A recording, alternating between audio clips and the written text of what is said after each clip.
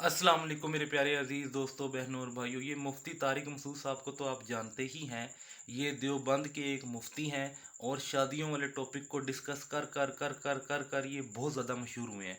अच्छा, हमें इनकी ऊपर वीडियो बनाने का शौक़ नहीं है, लेकिन जब ये हमारे उस्ताद मोहतरम इंजीनियर मोहम्मद अली मिर्ज़ा साहब पर बात करते हैं तो हमें इनको जवाब देने के लिए ये वीडियो बनानी पड़ती है।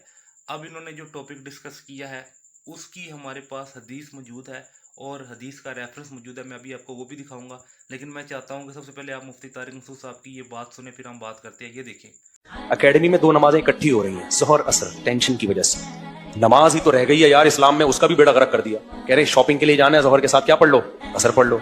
और कोई टेंशन है तो चार नमाजें इकट्ठी पढ़ो, यानी असर से 20 मिनट पहले आप जोहर असर पढ़ें और मगरिब होते ही मगरिब इशा पढ़ लें।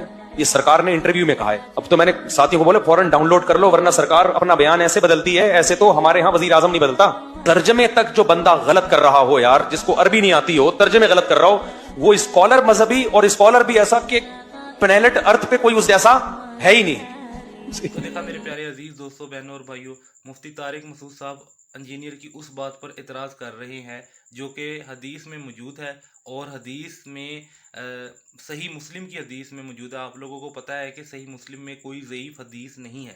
तो सबसे पहले हम इल्ज़ामी जवाब के तौर पर मुफ्ती तारिक मसूद साहब को सही मुस्लिम की वो हदीस जिसमें इनको जवाब मौजूद है वो हम वर्ड टू वर्ड पढ़ते हैं ताकि इनको जवाब मिल जाए, फिर हम बात करेंगे। तो आए सबसे पहले ये हदीस पढ़ते हैं। ये देखें, सही मुस्लिम है, हदीस का नंबर है 1628 और इसका दूसरा इंटरनेशनल नंबर है 705।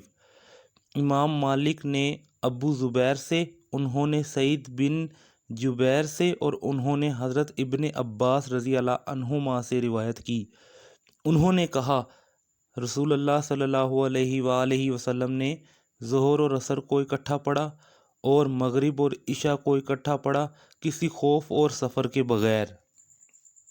तो देखा मेरे प्यारे अजीज़ दोस्तों, बहनों और भाइयों, ये हदीस सही मुस्लिम के अंदर मौजूद थी कि हमारे प्यारे नबी सल्लल्लाहु अलैहि वसल्लम ने बगैर नमाज़ें इकट्ठी पढ़ी हैं। जब ये हदीस मौजूद है तो मुफ्ती तारिक मसूद साहब का इतराज़ बनता ही नहीं है कि वो ऐसी चीज़ पर इतराज़ करे जो कि हदीस में मौजूद है। मेरे प्यारे अजीज़ दोस्तों, बहनों और भाइयों, मुफ्ती तारिक मसूद साहब पहले भी ये हरकत कर चुके हैं कि इंजीनियर मोहम्मद अली मिर्ज़ा साहब पर बगैर उनके बोले हुए ये बोलते रहते हैं ताकि इन्हें फ़ेम मिले, इन्हें मज़ीद फ़ेम मिले। वैसे ये बहुत ज़्यादा मशहूर हैं, मज़ीद फ़ेम हासिल करने के लिए वो जो है ना ऐसे बोलते रहते हैं। लेकिन अब मैंने आप लोगों को हदीस भी दिखा दी है, हदीस का नंबर भी बता दिया है और वर्ड टू वर्ड पढ़ के भी सुना दिया है। अब आप लोग फैसला खुद करें कि गलत कौन है और सही कौन है। तो हदीस अगर आपको समझ में नहीं आ रही तो आप खुद इस्लाम 360 ऐप ओपन करें, उसके अंदर ये हदीस ओपन करें तो आपको पता लग जाएगा जो हदीस मैंने वर्ड टू वर्ड पढ़ी है वो मौजूद है, वो सही मुस्लिम में मौजूद है और बाकी अहादीस की किताबों में भी मौजूद है।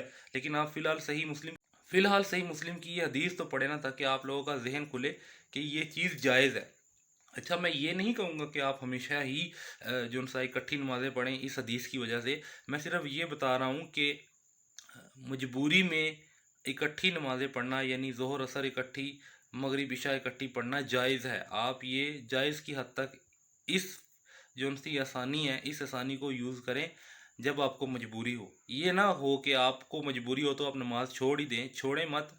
अगर आपको मजबूरी हो तो नमाज़ इकट्ठी कर लें। यही इंजीनियर ने हमें बताया और यही हमें हदीस से मिल भी गया है। उम्मीद करता हूँ कि आप लोगों को मेरी ये सिंपल सी बात समझ आ गई होगी। जज़ाकुमुल्लाहु खैरा।